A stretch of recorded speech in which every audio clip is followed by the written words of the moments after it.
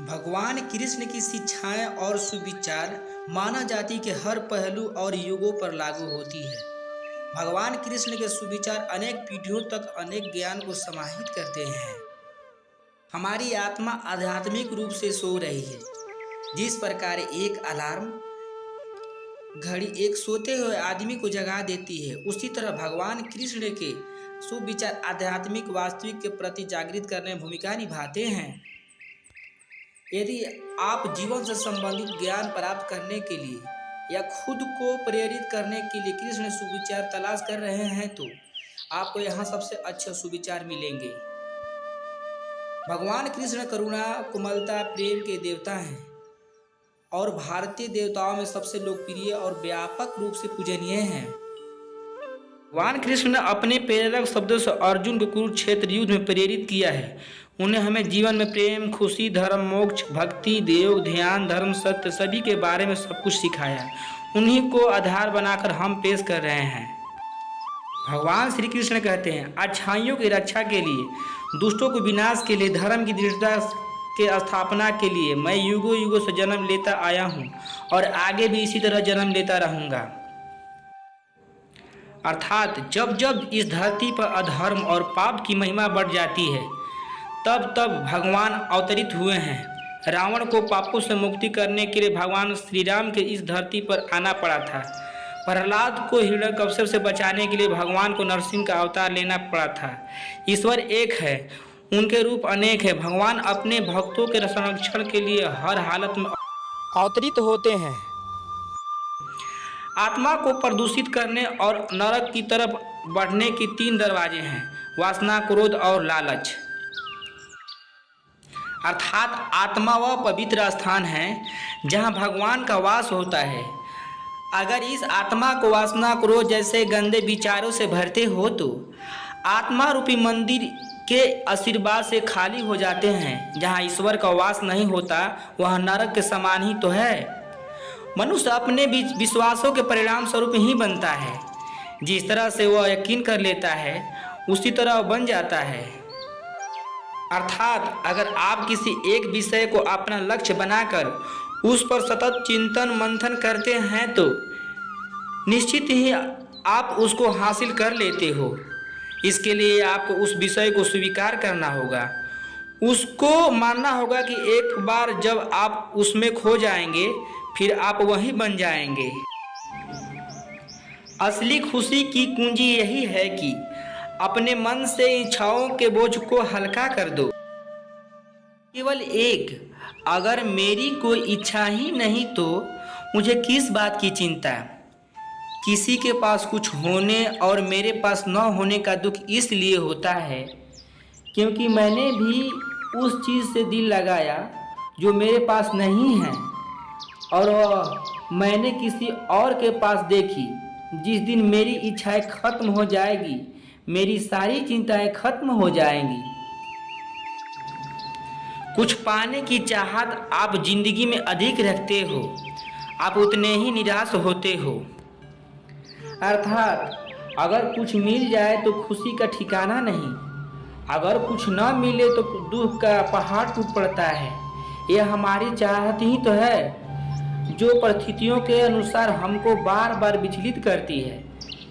क्यों ना कुछ ऐसा किया जाए जिनसे हमारी सारी चाहत खत्म हो जाए। फिर कुछ मिले या ना मिले हम निराश नहीं होंगे। आपको जो करना है उसी को करो। घमंड से मत करो, कामना से मत करो, द्वेष भावना से मत करो, बल्कि प्यार, दया और विनम्रता से करो। आपको क्या लगता है आपने जो किया उसका परिणाम वही मिलेगा जो आप सोच रहे हैं?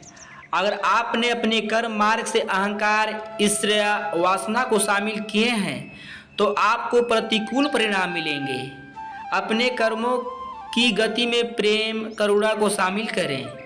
आपको अपने हर कर्म का सफलता मिलेगा। जिसने अपने मन पर विजय प्राप्त कर ली है उसके लिए मन सबसे अच्छा मित्र है, लेकिन जो ऐसा करने में असफल रहा है उसके लिए मन सबसे बड़ा शत्रु है।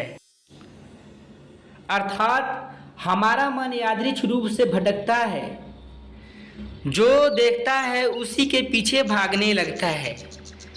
ऐसा मन कभी आपको जीतने नहीं देगा। अगर जीत मिल भी गई तो एक और नया लक्ष्य बना लेगा, फिर उसके पीछे भागने लगेगा। ऐसे में आपका मन आपका सबसे बड़ा शत्रु बन जाएगा। मन से मित्रता करनी है तो इसकी कामना अपने हाथ में रखो, कभी इसे अपने से दूर मत भागने दो।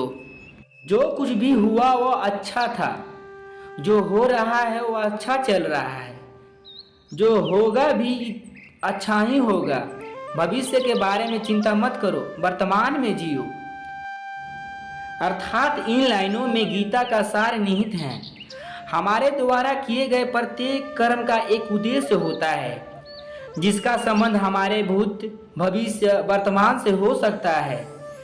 इसके सही गलत होने का फैसला हम नहीं कर सकते, हम केवल कर्म कर सकते हैं। इसलिए जो अच्छा हो रहा है या बुरा हो रहा है, सब कुछ अच्छा ही है। भगवान श्री कृष्ण कहते हैं, प्रेम के द्वारा ही तुम मुझ पर विजय प्राप्त कर सकते हो, और जहाँ प्रेम है वहाँ मैं आनंद से जीता हुआ हूँ। भगवान श्री कृष्ण अपने सुविचार के माध्यम से कहते हैं कि जहाँ पर प्रेम का वास होता है वहाँ उनकी उपस्थिति प्राप्त की जा सकती है। क्लेश, ईर्ष्या, द्वेष में ईश्वर का कोई अंश भी नहीं मिलता है।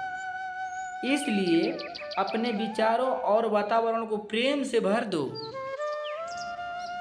जब कोई व्यक्ति दूसरों के दुख और सुख के प्रति अपने सुख दुख के भांति व्यवहार करता है तो उसने सर्वोच्च आध्यात्मिक मिलन प्राप्त कर लिया है।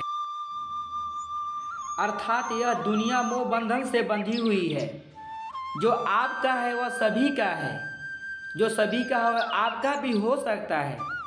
भले ही आप कुछ समय के लिए किसी वस्तु को अपने अधीन कर मालिकाना हक जमा सकते हैं, यह आध्यात्मिक मार्ग नहीं है।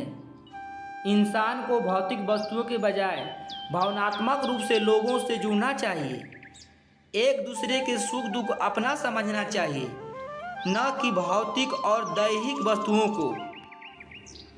सभी प्रकार के हथियारों में समय सबसे बड़ा हथियारा है, क्योंकि समय सब कुछ मार देता है। अर्थात जो गया वो अतीत हो गया, जो चल रहा है वो वर्तमान है। कुछ क्षण बाद यह भी अतीत हो जाएगा। आज आप जिनको भविष्य कह रहे हैं वो भी एक दिन अतीत बन जाएगा। समय सबको मार कर आगे बढ़ रहा है, कभी रुको मत, आगे बढ़ते चलो।